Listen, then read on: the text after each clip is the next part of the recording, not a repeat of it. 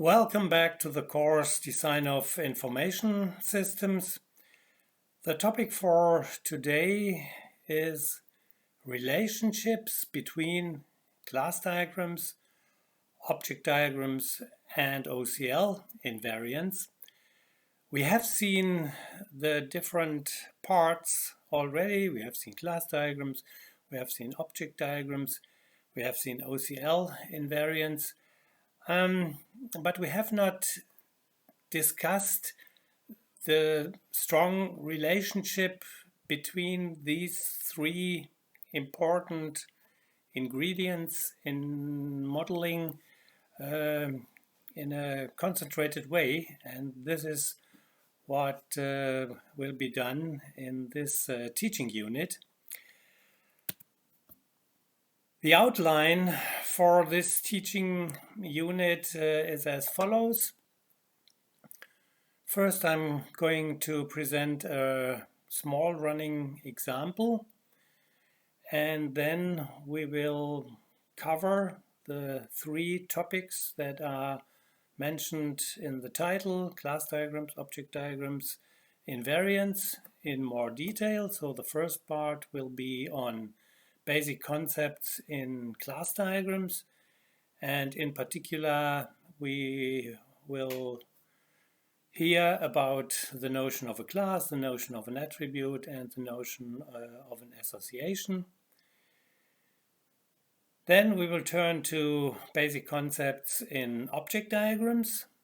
So we will hear about the concept of an object, we will hear about a value assignment, and we will hear about a link. In the last part, we will look at invariants. These have the aim of restricting object diagrams to sort of meaningful object diagrams. And in this part, we will talk about the invariant context, and we will talk about the question when an invariant is fulfilled in an object diagram. Okay, as you see here from the notions that I have considered for the class diagrams, this list of notions for class diagrams is not complete. So for example, there is a generalization in class diagrams, there are these part-whole relationships in the class diagram.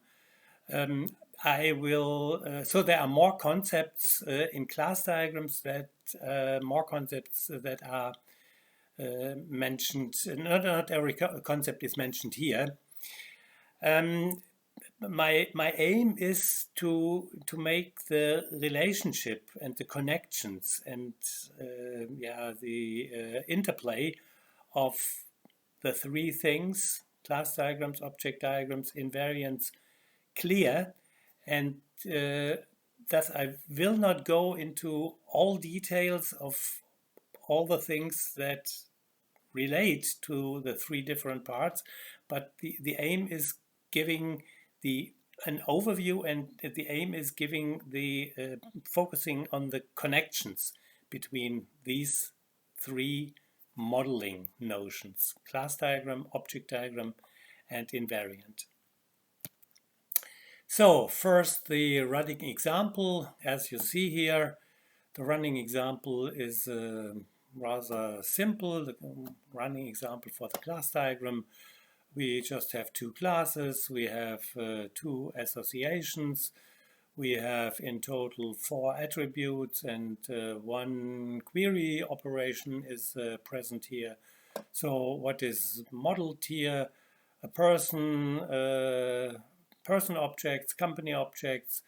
A person can work for a company, and person is connected to either no employer or to one employer. That could be modeled different here. The multiplicity could be modeled different here. I have decided here to go for the one multiplicity over here. A company has at least one employee and can have many employees. On the person class, probably for describing employees, there is an association, a reflexive association, the boss worker association, to describe that a person in a company has a number, can have a number of workers in his group, and on the other hand, a person being a worker has either one boss or the topmost boss does not have any boss. So these are the two options, the multiplicities here for the boss role, 0, ... 1 and star for worker. Yeah, remember, instead of star, we could have also written 0 ... star. And we have some attributes, the name of the person, the age of the person, the salary of the person, and for the company we have the name of the company. And well, there are a number of employees in the company, at least one, and then one could look for all persons working in that company and then compute the sum of the salaries that the employees in the company earn. So this is an example for a class diagram. Not so complicated, as I have said. Concepts like aggregation, composition, inheritance are missing here. Please note also I've just chosen here simple data valued attributes. There are no collection valued attributes. In our original social network example, we have had set valued attributes. So this is a rather simple, plain class diagram. What kind of concepts did I use? So what are the basic class diagram concepts? Yeah, I'm underlining here the word basic. So not every concept that is available in the class diagram is used in this example. So the basic concepts are the concepts of the class. The class has a class name. A class inside the class there are typically attributes with an attribute name and an associated data type. A data type also is associated with a name, with a data type name. Data type refers to a set of data type values. And for the data type, we have a collection of data type operations. In the class diagram, we also have the concept of an association. In the class diagram, there are associations with an association name. An association is associated with a role, which has a role name. A role is associated with a multiplicity, and typically each multiplicity has a lower and an upper bound. So these are in general, the class diagram, the basic class diagram concepts. And to see how these are manifested in our concrete example, the data types that we have used here are the data types integer and string. There are typically in OCL and UML there are more data types available. So for example, the data type real is available, and the data type Boolean is available, and there could be enumerations, application specific enumerations that can also be regarded as data types. But here we have only integer and string as data types. The classes that occur here are person and company. The associations that occur here are the associations works for and the association worker boss. And the graphical representation here of the association of each association is done here in sort of a textual notation. This is a multiplicity, this is a role, and this is the type of the role or the arm of the association. So employee is typed as a person here because employee is notated here on the person side, and employer is typed here as a company because employer is here on the company side, and we have the associated multiplicities here as well, and we can do the same in the same notation. We can notate the association worker boss here. The attributes, I've mentioned already, we have 4 attributes. In class person, we have a name attribute, which is string valued. We have the age in person, we have the salary in person, data types are notated here, and name is used twice here. Name occurs in the class person and name occurs in the class company as a notation, as a name for an attribute. Yeah, and well, you see here the associated classes and the names of the attributes and the type of the attribute. We have this operation, but I've notated this in a light gray here, so we will not take care too much in this teaching unit about operations, because I want to focus on the basic class diagram concepts and the relationship to object diagrams and invariants. The object diagram. Here we have the object diagram, or a part of the object diagram. We have on the left hand side we have 3 objects, Ada and Bob and Sid. On the right hand side we have 2 company objects, IBM and Sun.